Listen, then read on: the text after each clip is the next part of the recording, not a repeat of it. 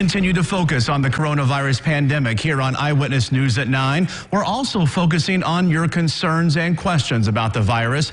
Dr. David Schultz with Evansville Primary Care joins me again tonight to answer many of your questions. Dr. Schultz, thanks for being with us again tonight. First off, some health experts say that there's been some concern that some people have been putting off having some health issues checked out during the pandemic out of fear of going to the hospital or their doctor's office. Have you found that to be true? Well, Brandon, we've been very mindful of the fears of people in the tri-state, and true, there are people that are very, very concerned about coming to the doctor's office, and that's out of fear of the COVID-19 pandemic. But truthfully, individuals with medical problems that require that maintenance really should continue to make their appointments, either through telehealth or telemedicine, or at least in person at the physician's offices. Yeah, how dangerous is it to put off getting a health issue checked out?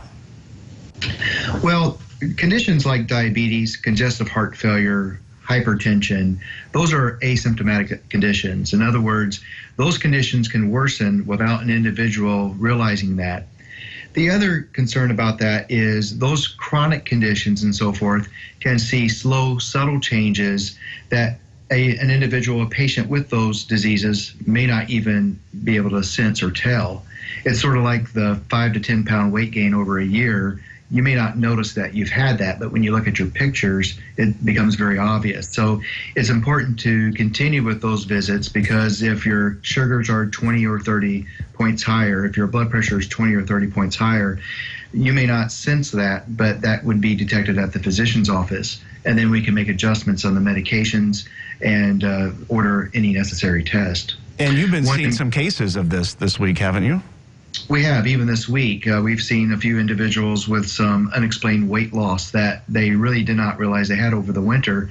And in working them up, they actually had some very serious medical conditions.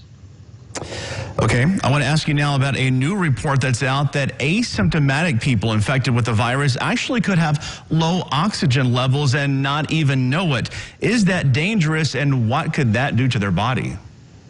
Well, Brandon, for an asymptomatic person to have low oxygen levels, it's usually implying that they have very few medical problems. So for an individual with very few medical problems, a lowering of the oxygen levels may be undetected.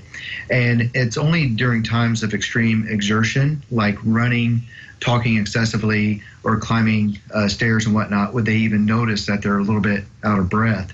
And for those individuals, if they have COVID-19, that can, one, pose a problem with spread of the disease to other individuals, and number two, their condition could worsen. And where most problems with someone with COVID-19 are going to have the greatest concern will be at nighttime, when oxygen levels fall even further, normally during sleep. How do you know if your oxygen levels are low? Well, Brandon, there are several signs of low oxygen. The first sign would be headache. Headaches are often associated with low oxygen.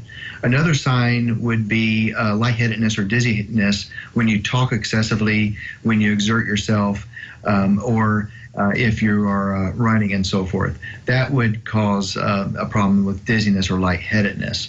And then the other thing is a subtle change would be increased heart rate. So increased heart rate would also be a sign of low oxygen levels.